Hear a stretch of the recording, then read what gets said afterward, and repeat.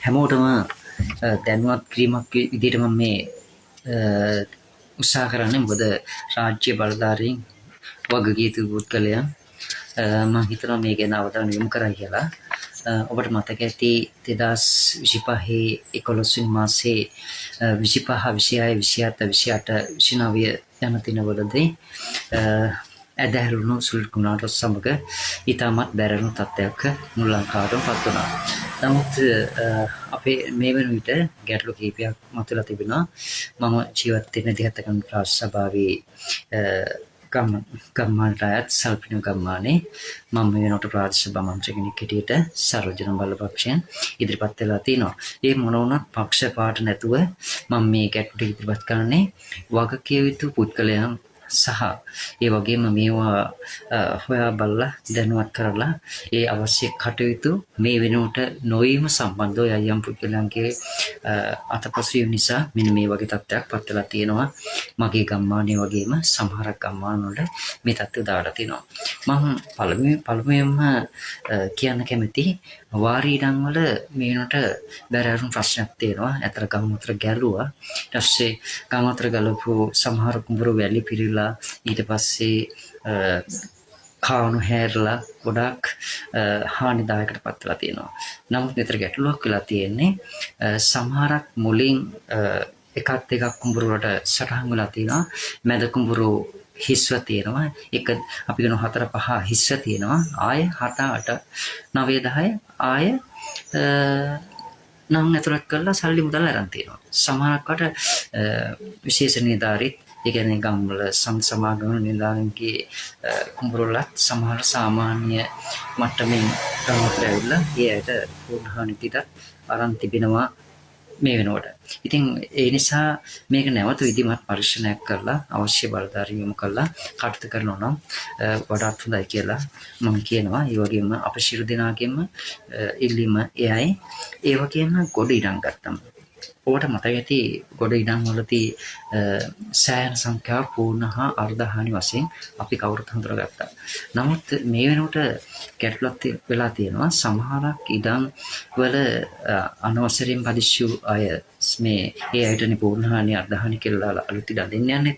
නමුත් සමහරක් අම්මලා තාත්තලාට නැත්නම් ඔය අයියලා අක්කලාට යම් කිසි දෙයක් කරගන්න බැරි තත්ත්වයක් තියෙනවා. අනවසර ඉඩම් මිසුරු ජීවත් වෙන්න හරි මාර්ගයක් නැති නිසා කොලියක් කරලා පිටට ගිහිල්ලා නගරයට ගිහිල්ලා කීයක් හරි හොයාගෙන ඇවිල්ලා එදා වේල කරන සම්ප්‍ර ගන්න පිරිසක් ඉන්නවා. ඒ වගේ ඉන්න පිරිසක් අතර මගේ ගම්මානයේ කීප දෙනෙක් ඉන්නවා. ඒ වගේ තව අනිකුත් ගම්මානවල ඒ වගේ ඇති කියලා විශ්වාස කරනවා. ඉතින් සමහරක් වෙලාවට මේ ලේඛනගත කිරීමේදී ඒ ඉඩම් හිමියන්ගේ නාම ලේඛන වල සඳහන් වෙලා නැහැ. ඒ මිනිස්සුගේ වල 4 ලක්ෂ 10ක් 15ක් වෙන කල ගෙවලුත් හදලා ඉතින් පිටට ගිහිල්ලා දවස් ගානක් සති ගානක් වැඩ කරලා ඇවිල්ලා ගෙදරට ඇවිල්ලා එක දවසක් ඉඳලා යන එක සාමාන්‍ය දෙයක්. මොකද සමහරකට අපිවත් ගමේ සමහරකට දන්නේ උදේ පාන්දර යන බස් එකේ යනකොට තමයි දන්නේ ඒ මිනිස්සු ගෙදරට ඇවිල්ලා කියලා.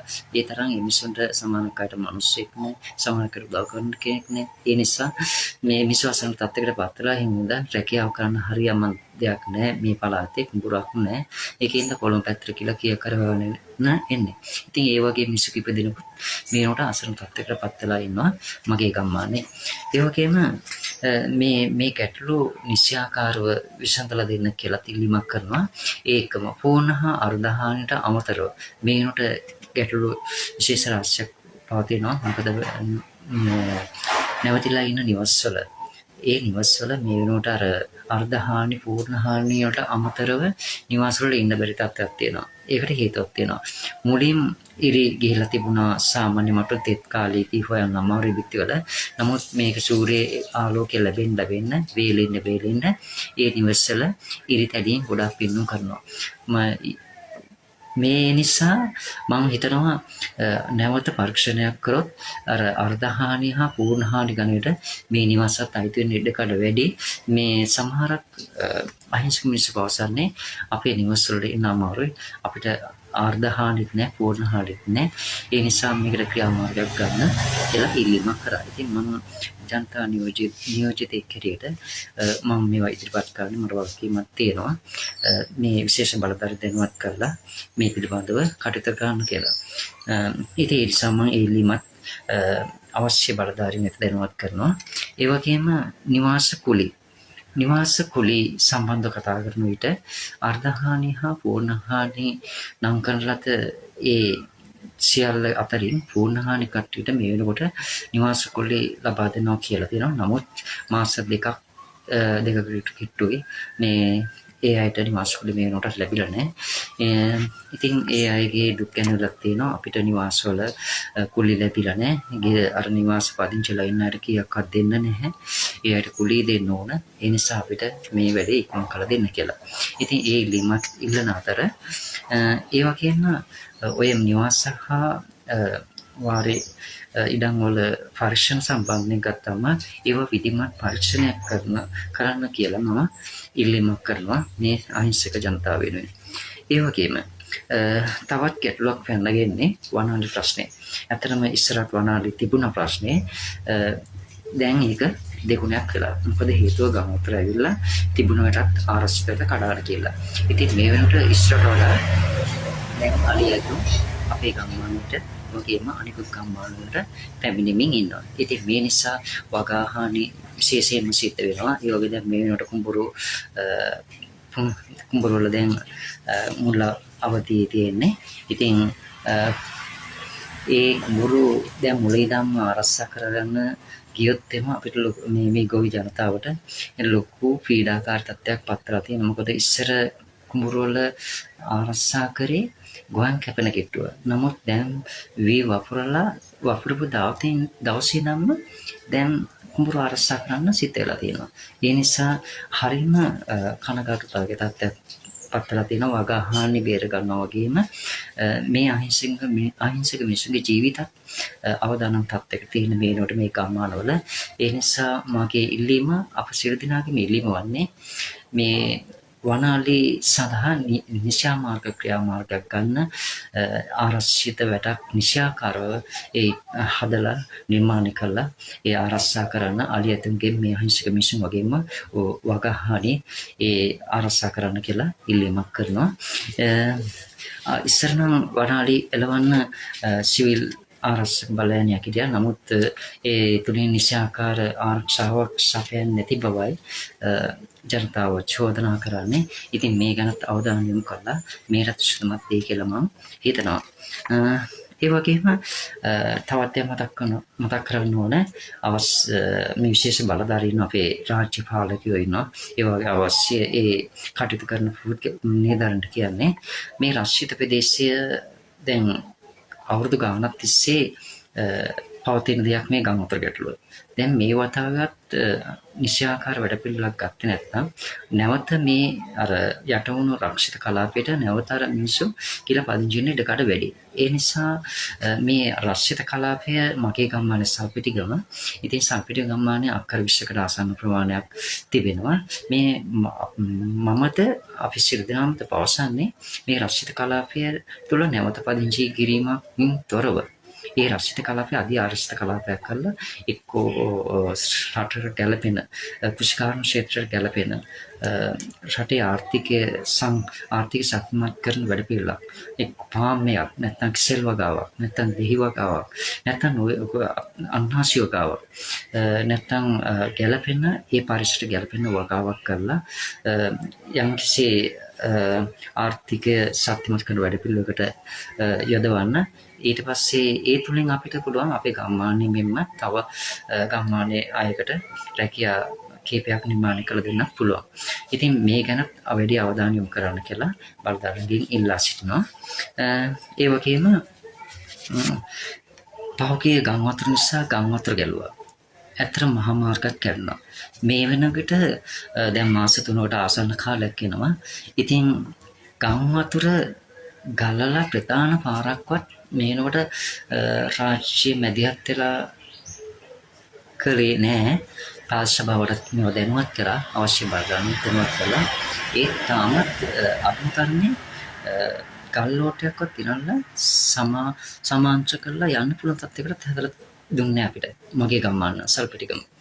හැබැයි අපේ ගමේ අහිංසක මිනිස් කොට්ටාසයක් එකතු වෙලා සමගින් ශ්‍රමදානයක් පවත්වලා යන්තම් පාරේ වාහනයක් බස් එක යන්න පුළුවන් තත්යකට හදාගත්තා. ඇත්තටම මේක රාජ්‍යයක්. එතන ප්‍රාශ්‍ය බවක් තියෙනවා.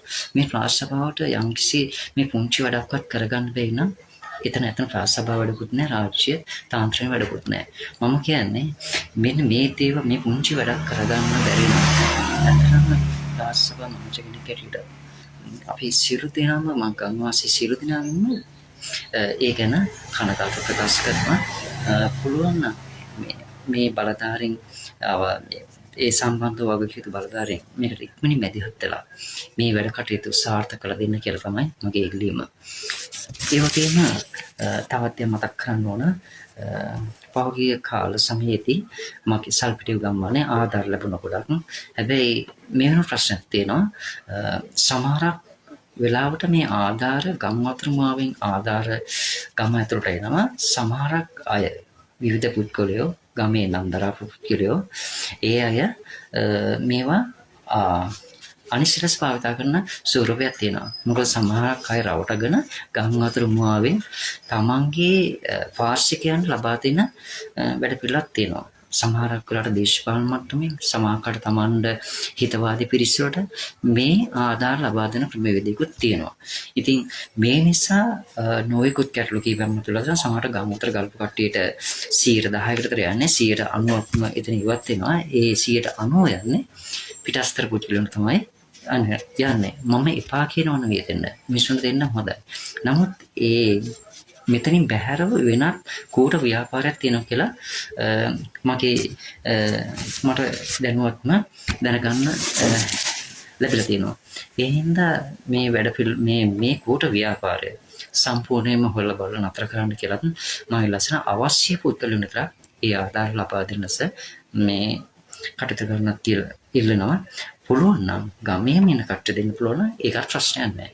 හැබැයි එක්කෙනෙක්වත් නරයි. කොටසකට දීලා කොටසකට නැති වෙන්න එහෙම වැඩ පිළිවෙලක් ගේන්න එපා කියලා කියනවා. එහෙම ආධාර දෙනවා නම් හැමෝටම පොදුවේ දෙන්න කියලා මම ඉල්ලීමක් කරනවා. ඒක නම් විශේෂ බලධාරීන්ගෙන් ඉල්ලා සිටිනවා මේ කටයුතු තුන හොයලා බලලා වැඩ කටයුතු කරන්න කියලා.